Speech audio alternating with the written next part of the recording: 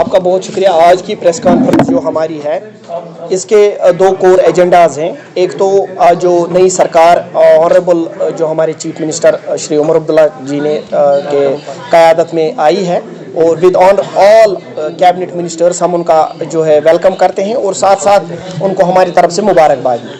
और इसके साथ साथ हम उनको याद दहानी कराना चाहते हैं कि जो भी मैनिफेस्टोज में चीज़ें रखी गई है रिगार्डिंग एम्प्लॉयज़, हमें उम्मीद है कि उनको जल्द से जल्द पूरा किया जाएगा।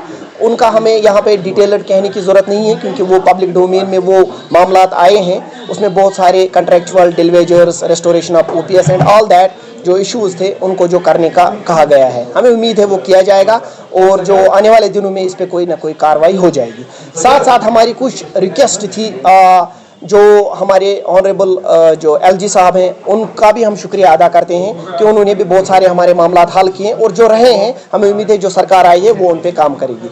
साथ साथ हमारी कुछ रिक्वेस्ट थी जो ऑनरेबल एलजी से भी है, ऑनरेबल चीफ मिनिस्टर साहब से भी है और हमारे वर्ती डीजीपी साहब से भी है कि सेक्रेटरीट का जो बैक साइड वाली एंट्री है जो बंद है वहाँ से एंट्री एग्जिट का जो है वहाँ पे नहीं अलो किया जाता है। हमें उम्मीद है वहाँ से थोड़ा रास्ता नज़दीकी है सेक्रेटरीट का कि वहाँ पे जो अलो किया जाएगा क्योंकि काफ़ी सारे एम्प्लॉयज़ जो होते हैं वो विजिट करते हैं regarding their issues to follow up there. जो फ्रंट वाला गेट है वो आधा किलोमीटर दूर है सेक्रेटरीट मेन एंट्री से, तो वहाँ से आने जाने की दिक्कत आती है। तो हमें उम्मीद है एक तो वो होगा।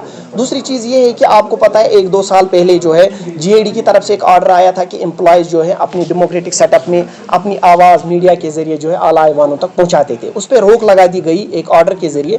तो हमें उम्मीद है कि वो ऑर्डर जो है जो प्रोटेस्ट्स वगैरह जो है उसमें जो है बैन लगा दी गई थी, हमें उम्मीद है कि उसको ऑनरेबल एलजी और वर्ती डीजीपी और ऑल जो सिक्योरिटी एजेंसीज हैं उसको रिव्यू करेगी क्योंकि ये एक्चुअली जीएडी की तरफ से उस वक्त ऑर्डर आया था। हमें उम्मीद है कि इसको रिव्यू किया जाएगा और उस ऑर्डर को रिवोक किया जाएगा क्योंकि उस ऑर्डर की आड़ में बहुत सारे हमारे जो है एचओडीज हो चाहे वो ग्राउंड लेवल के ऑफिसर्स हो वो जो है एम्प्लॉयज़ की हरास करते हैं और उस या अगर उनसे कोई गलती होती है या कहीं पे कोई करप्शन भी होता है तो जब उसके लिए कोई एम्प्लॉय आवाज़ उठाता है कि गलत हो रहा है तो वो उस ऑर्डर की आड़ में जो है वो तानाशाही करते हैं, तो उससे कोई आवाज़ नहीं उठा सकता है। तो इसलिए हम ये ट्रांसपेरेंसी रहेगी और ये डेमोक्रेसी का एक सुतून है। हम चाहेंगे कि वो ऑर्डर रिवोक हो जाए और एम्प्लॉय को जो है हक अपनी जो अपना हक है जो अपनी जेन्युइन डिमांड है उसको कहने का हक दिया जाए।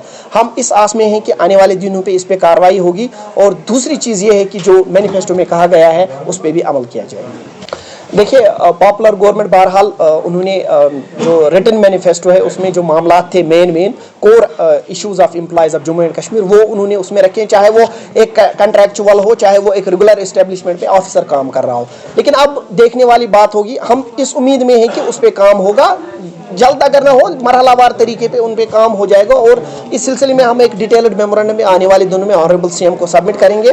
लेकिन आपकी वसादत से मैं ऑनरेबल एलजी का शुक्रिया करता हूँ, उनकी डोमेन में जो इश्यूज़ हमने लाए थे मैक्सिमम इश्यूज़ उन्होंने रिजॉल्व कर दिए। अब जो बचे कुछ इशू हैं वो हमें उम्मीद है आने वाली सरकार उस पर काम करेगी। मैं दाद देता हूँ कि आपने सवाल पूछा क्योंकि कोई इस बारे में बात नहीं करता।